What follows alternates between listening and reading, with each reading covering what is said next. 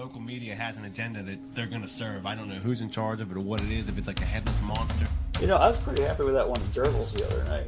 Oh, yeah. That was a good pizza. Yeah. Fat wallets and empty hearts. Which... Fat wallets, empty hearts. It's insane how little musicians get. So, if you're interested in support, not just me, but any musician that you like, one of the best ways to do that, it sounds old school because it is purchase their music, purchase their merch, you know. Hey guys, this is Mark from Rat Rod. Hi, this is Mikey P from Skell. Hey, this is Jeff from the Bell Jumpers.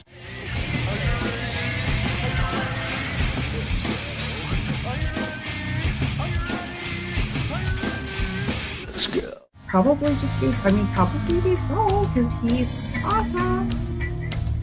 This is Jessica for the band Demetrius. You're listening to Pennsylvania Rock Show.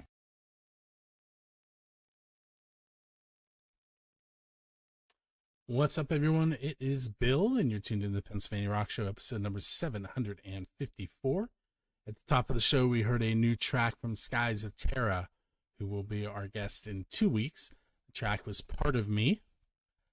And you also heard a older track from the Anxiety Effect, Roots. You are tuned in either on one of our affiliates or our home station, buildascene.com. You could be listening on musicfrom412.com, megarockradio.net, 107.1 KFGD, St. Louis, Missouri, rootarooradio.com, xrpradio.co.uk out of the Highlands of Scotland, or any number of other places. As I mentioned, this is episode 754. With me tonight is Bryce from Plaguewielder. What's up? How you doing? Southeastern Ohio. We're leaving the borders of Pennsylvania for a little while. Yes, sir. So off the air, you were telling me that you've been a band for about 10 years. Yes, sir. Same lineup, or have there been some changes? Changes all the time, man. All the time. I probably had 5 or 6 bass players. In that period of time, I've had 3, 4 drummers. I'm on my 4th drummer now. I actually am the singer and guitar player, so I write everything. It's like my band. You know what I mean? Mm-hmm. But obviously I have people that play with us live, and they're just as much involved as I am. You know what I mean? Right. But yeah, I probably had about 5 bass players. The 6th bass player would be me. I was saying that I play guitar and sing. I just recently switched to bass and singing. So I have a new guitar player, which is the very first time that's ever happened, because we are just exclusively a trio, have been the whole time. Is there a reason for that? Travel, expenses. It's just easier, so much easier. Just 3 people. You don't need that extra 4th personality in there. You know what I mean? Because like, if you're in this band, you have a big personality. Like, I have a huge personality, enough for a whole group of people. You know what I mean? So like, you got to find people that blend with you. And as always, life takes people in different directions, which is totally fine. I have no animosity towards anybody that's ever been in the band. Nobody's ever quit on a bad note. It's never been like that. It's always been totally mutual. Everybody's always been somebody that I know, and we're like super close before we were even in the band. So we're good. I think I saw a post today about new lineup. That's why I asked that question. Yes. Yes. Today, actually, one of my friends was mentioning, he was like, man, what's going on with your lineup? I haven't seen anything. And I'm like, I posted something like a while ago. It's been like months, probably in like November. You know what I mean? At the beginning of November, I posted something about new members, and haven't really gotten the chance to kind of take photos and do all that, because we live kind of farish away. Like, my guitar player lives about an hour and 30 away from me. So, yeah, it's just a matter of getting together. But yeah, we finally got together. We finally got that photo. You know what I mean? So yeah, that's my brand new lineup. Actually, the two members, Corey Waugh, who plays guitar, and Chris Vagajas, who plays drums, we go way back to about 2008. Did you say Wah? Yes, Waugh. Like W-A-H? No, W-A-U-G-H. Oh, I was going to say that's the perfect name. Yeah, dude. That's funny. He should do his stage name and spell it W-A-H. W-A-H, yeah. That'd be funny for him, yeah. You got to get him a wah pedal, you know what I mean? Yeah. So the new album, it hasn't quite been released yet, is that correct?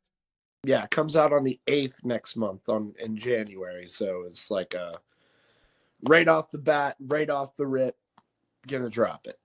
So I'm excited about it. It's been done since 4 years ago. I've just been waiting. Now, who is on the recording? Is it the current lineup? Is it just you? It's actually just me and my drummer Chris. I play everything. I do vocals, I play guitar, I play bass. The only thing I don't do is drums.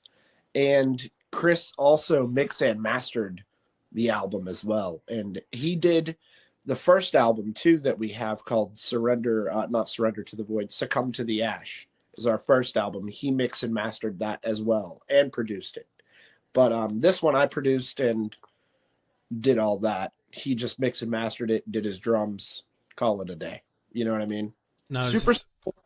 A home studio setup, or does he have his? Yeah, he has his own little thing, and he sounds amazing, man. It really sounds so good. Like, I don't know what he does, but he just has like magic in his fingers. So, yeah, in today's day and age, you can get good sound in a home studio. I mean, what I'm doing here with you today is coming out of my living room and has since 2004. That's awesome. But it has progressed. Yeah, you gotta. Your setup has come a long way. Well, today we're using two brand new items to the studio. I have a new audio interface, and I have a new camera mount, which is why I was able to adjust the camera so easily earlier. Awesome. So yeah, I'm constantly updating what's here, and I call it AK Music Scene Studio. Yeah. But it's literally my living room. I have the most ghetto setup in my bedroom. Like, if you saw it, you'd be like, wouldn't you get something better? I'm like, no, this is just what I got. This is what I work with, man. I'm real minimal. Like, I have an interface, and I have like a laptop and headphones. That's all I use. Like, it's super minimal, and it gets the job done. You know what I mean? Mm-hmm. If anyone's interested in what's going on here at my place to make this happen, you can go to akmusicscene.com, and it breaks down all the equipment that I have, not necessarily use, but everything that I have currently here. Much like a music studio, recording studio, there's a lot of equipment here, but it's not always used. Yeah, right. I understand that. You just got stuff sitting around type deal, but it's always good to have extras if something goes wrong. You know what I mean? I have this audio interface and 3 mixers that I've used over the years. I've used 4, but I still have 3 of them. I don't even have a mixer, man. I'm just straight up like Focusrite audio interface, 2 inputs, 1 for guitar, 1 for vocals, and that's all I need. Like, you know what I mean? Yep. So let me ask you one quick question, and we'll take our first break. Okay. It flies, in case you haven't noticed. All good. I'm having fun. All right. So the first question is the official Build the Scene question. It's, who's your Dave Grohl? And by that, I mean, who do you want to go up on stage with and perform one of their original songs? Oh. Ooh. Dave's known for doing that with so like fighters. Anybody ever in time? Yes. Usually I ask a question with the DeLorean, and then I tell you have a DeLorean. So okay. I'm going to tell you now that you have a DeLorean. I would like to go back and probably, this isn't a sound people are going to be like, it's a bad choice, but I don't care. I would love to go back and perform with the Beatles or like Paul McCartney or something and play Get Back. I would love to do that. So for the listeners and viewers that have not heard Plaguewielder yet, we're going to play 2 tracks right about now, and you'll understand why he's made that preemptive statement about how people are going to think it's a bad choice. Because it's completely different. Yeah. Not what you would think. So we're going to take a moment. We're going to listen to Empty Nights and Sadness by Plaguewielder, and we will be right back.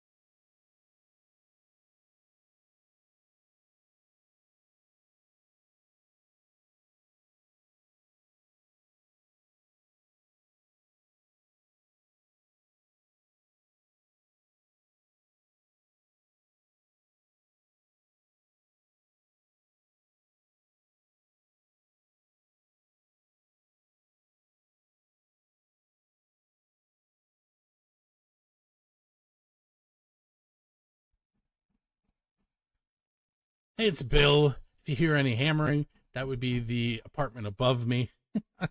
It is being remodeled currently by a local musician, Bill Valgris of Amber Alexis, who Amber Alexis used to be on this show a lot back in the day. They used to come hang out with me every single week and monitor and learn about new music. But I don't know. Can you hear that hammering, Bryce? Yeah, I can. It's great. Lovely. Yeah, so Bill Valgris is making himself known again. It's very.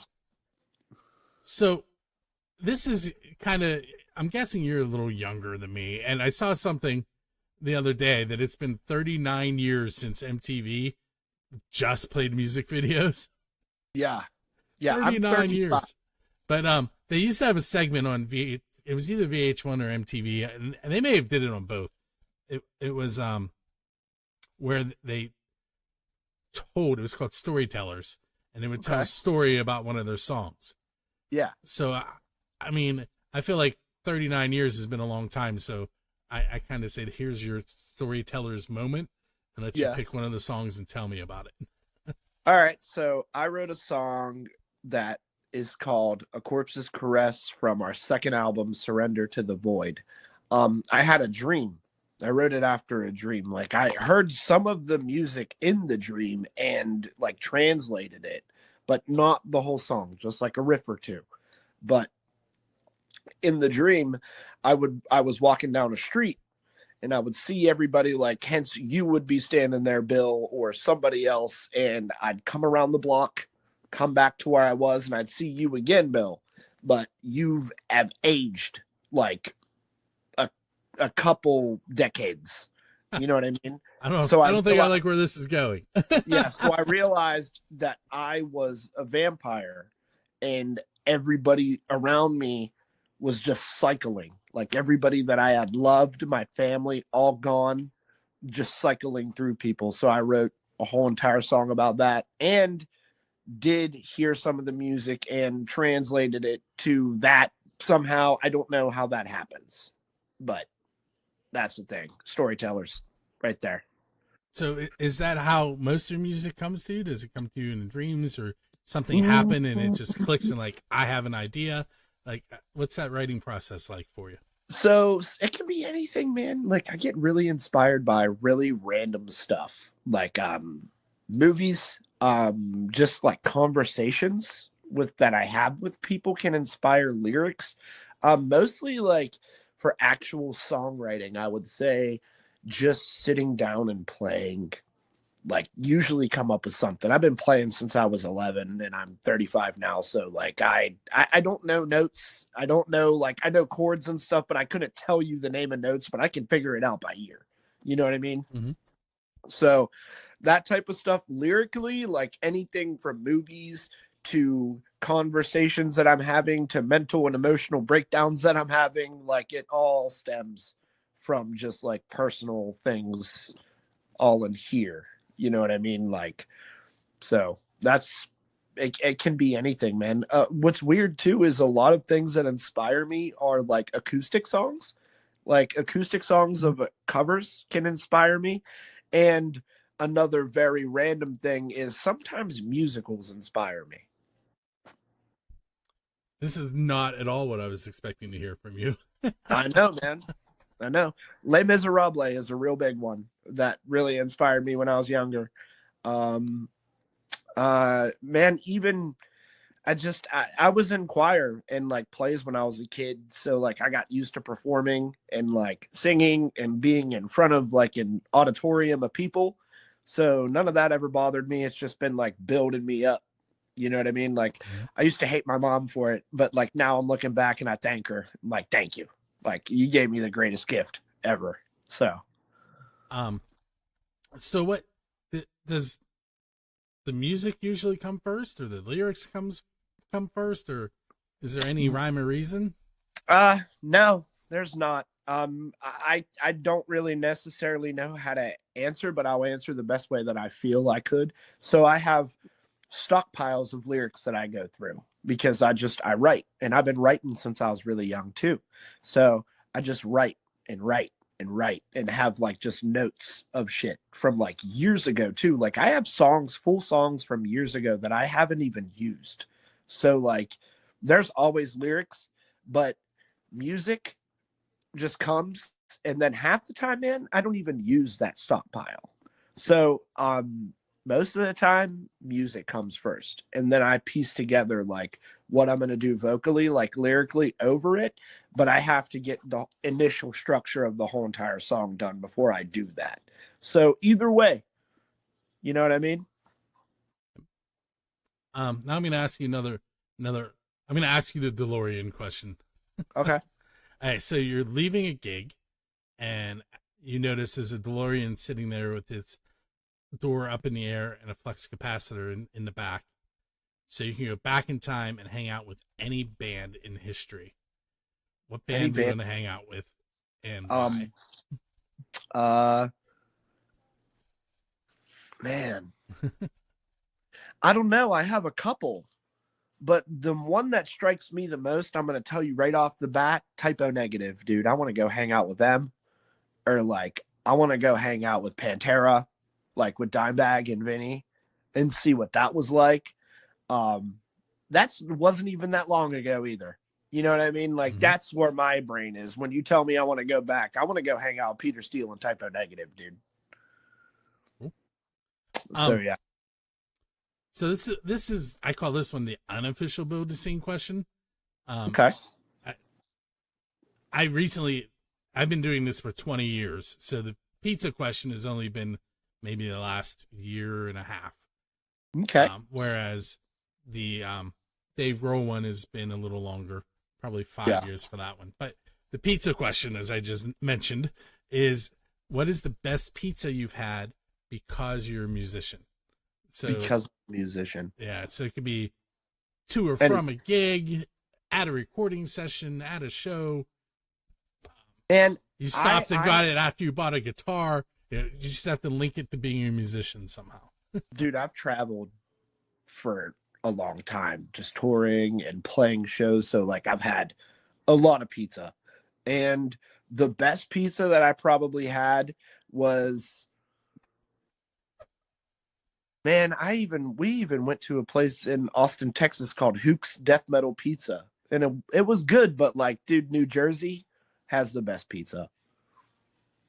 I'd say New Jersey for sure. I've told this story on the show before, but we took a trip to New York, and I told my parents and my kids, and we did this. It was a bus trip, and I said to my parents, I'm like, we'll go, but we have to get pizza in New York. Of course. But we didn't. We got it in New Jersey. And was it good? It was good. Okay, so New York pizza, nah, not into it. I went to a bodegas and got the pizza, got the grease, folded it in half, did the whole thing, ate it in the street. Nah, wasn't into it. Chicago with the pizza pie, that's okay. But that's like one piece, 2 pieces, you're done. You know what I mean? That's like pizza lasagna. My brother and I went to the outdoor Penguins game years ago at Soldier Field, and it was so cold. It was -2 without the wind chill. Jesus. And we got back to the hotel and ordered an 8-cut Chicago style pizza, and we ate the whole thing. Well, any pizza is a personal pan pizza if you believe in yourself. Well, we were freezing and it was hot, and you gotta cool down. Yeah, it was. That's funny. Could I do that today? Probably not. Dude, and honestly, my favorite pizza, like out of all that, New Jersey was probably the best. But where I live in Ohio, we have square pizza with cold cheese on it, and that's like my thing, dude. Like nobody respects that. So nobody here doesn't respect it. I have not had it, but there's a place in Pittsburgh called Beto's, and all the toppings are cold. All the toppings are cold. The crust and the sauce get baked, and then they put the toppings on cold. Yes. So if you're in the Pittsburgh area, you might want to check them out. Yeah, I'm about 45 minutes away from Pittsburgh. Huh, me too, just the opposite direction. Hell yeah. I'm more northwest. No, northeast. I'm northeast of Pittsburgh. If West Virginia was your middle finger, like holding up an actual middle finger, I live at the direct tip of it. You know what I mean? Okay, in between Ohio, West Virginia, and PA. So we like tri-state, cross states, 2 minutes. You know what I mean? Yeah, that's kind of me in counties here. I'm in Armstrong County, but when I cross the river, which you can see the bridge from my house, and I'm in Westmoreland County. And if you drive another 15 minutes, I'm in Allegheny County, which is what Pittsburgh's in. Yeah. So yeah. I don't know. West Virginia is probably about an hour from here. Ohio, Youngstown's probably about 50 minutes from here. Youngstown's about an hour away from where I live. But hey, let's take our second break. Okay. We're going to hear Dragonfly Effect's song Infected and a new Get Out of Town song for the show from the Hollow Veil. The song is called Shine My Light. And we'll be right back on episode 754 of the Pennsylvania Rock Show.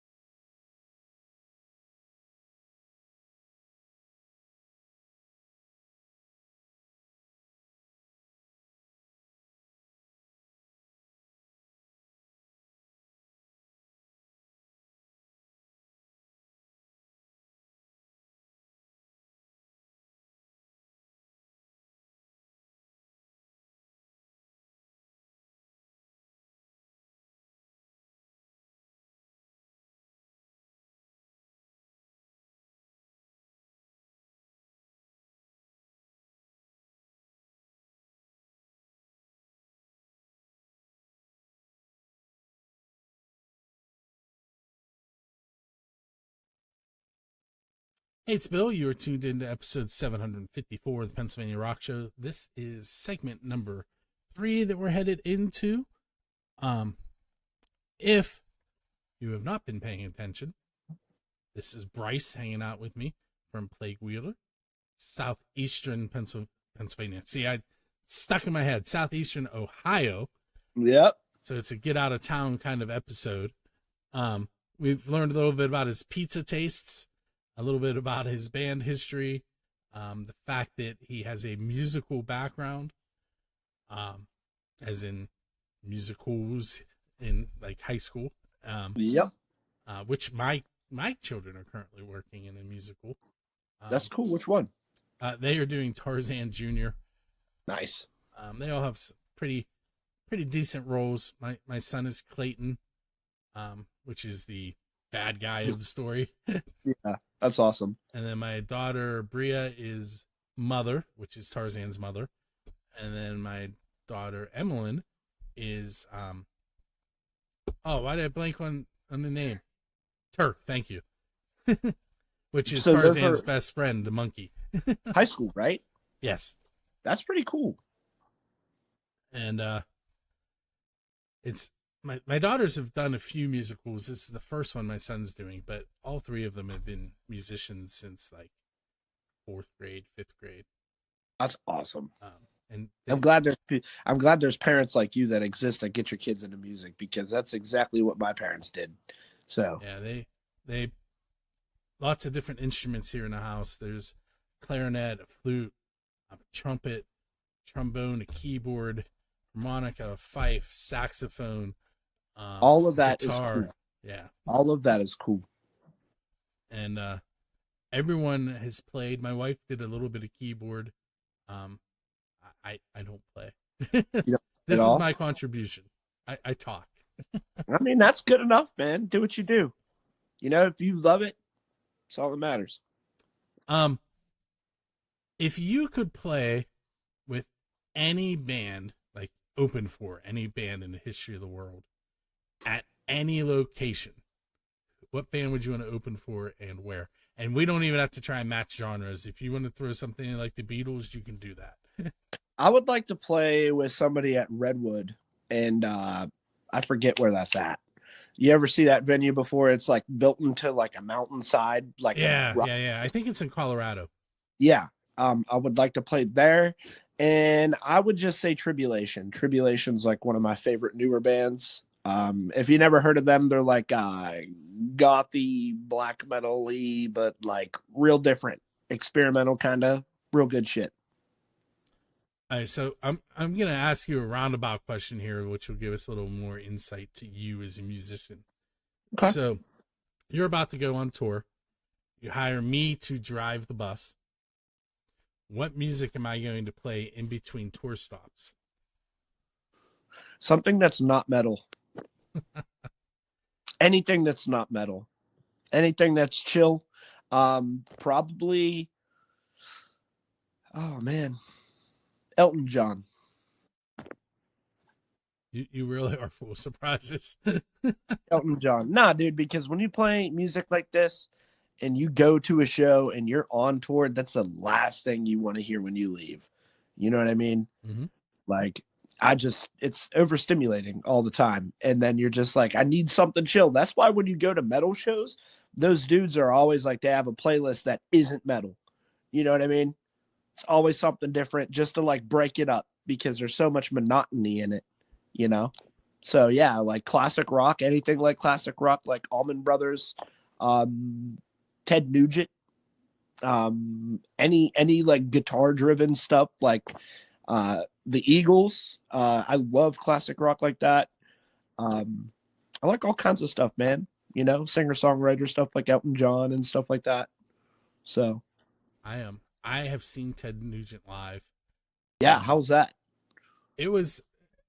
I'm going to use the word funny, and it's because of his antics on stage. But like, I mean, the man was shooting arrows while he was playing. Yeah, amazing. Yeah, absolutely amazing. And he is a really good guitar player. Like, that guy is, that alone, I don't need his antics. I can just watch him play. You know what I mean? He opened for Kiss, and I went there to see Kiss and left there going, that was kind of cool. Did he play Stranglehold? I don't remember. The bow and arrow was during Great White Buffalo. Yeah. I don't remember. Hell yeah.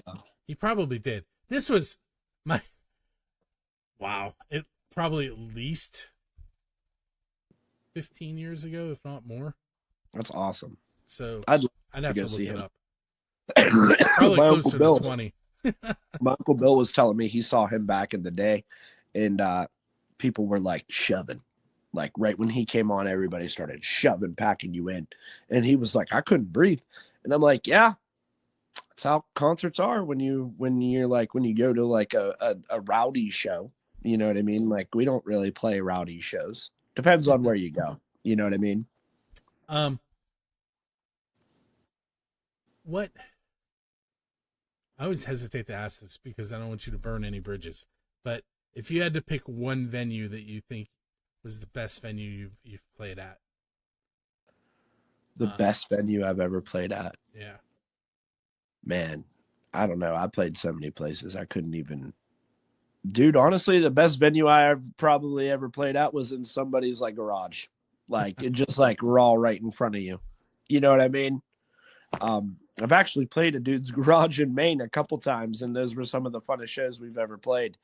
But if I had to, I mean, like keeping it close to home, I would say No Class in Cleveland is cool. One of my favorite places to play. Man, I'm drawing a blank. Honestly, let's go with No Class in Cleveland. Okay. So when this show first started, all the way back in 2004, bands used to play live in the room I'm sitting in. And then I had a son, and then 26 months later, twin daughters, and that's when that playing live in the room stopped. But you were busy. You were busy the whole entire time. Yes. Making it happen. And it morphed into what we're doing today. That's awesome. They used to have house shows back in the day. Yeah. I mean, that's cool, man. Every house shows week, are always fun. Bands would come in here, and we would live stream it to streaming radio, and just like hours at a time. And usually there were 20 to 30 people here, and bands formed here, bands broke up here, songs were written here. It was a lot of fun. That sounds like fun. So let me ask you two more questions, and then I'm going to let you go. Sure. The first one is, for those of you looking in the video, you can see plaguewielderoh.bandcamp.com, but where else can people go find your band? Mainly Instagram and Facebook. We have a YouTube channel where I make all kinds of silly videos. If you're into that, I dress up in like corpse paint and just make fun of myself. It's really self-deprecating behavior, but it's really funny. So yeah, the main three would be our Instagram, which is just Plaguewielder, one word. And if you look us up on Facebook, it's the same thing, just Plaguewielder OH. And on YouTube, it is just Plaguewielder Ohio. So I think we have two channels on YouTube. One that's like from like our streaming services when we like upload the music, and then there's my channel. So yeah, those three, Instagram, Facebook, and YouTube, are the best ways. So you have the new album coming out. Where can people go see you play that stuff? We only really have one show that is like confirmed for sure. It is in Wheeling, West Virginia, which is kind of close to you, man. Actually, yeah, Wheeling's about an hour from here. Yeah, we're playing with our friend in Dr. Smoke, if you ever heard of them before. Another band called Iron Flame. I've heard of them. Yes, we're playing with Iron Flame, and we're playing with Theriaca at that show. It is April. You're not going to believe. I'm going to hold this up, and hopefully you'll be able to see it. You see what the last track is for today's show? Theriaca? It is. New one? It is Yosemite, which is I know they got a new one coming. That's cool. Yeah, it's not the newest one. It's not the one that's coming. It's the last one that they released. I gotcha. Yeah, so they're headlining. I also want to say that it is at River City. It's April 19th. It is a suicide awareness charity event. So all the money is going to a foundation for suicide awareness. They will have a table and everything. So those people at the bar, get your ass to the table and get some fucking help. I'm just kidding. I want to thank you for hanging out with me. No problem. Thank you for having me, man. It's been a pleasure. You're welcome. And we're going to listen to that Theriaca track and be on our way. All right, guys. Thank you so much for having me.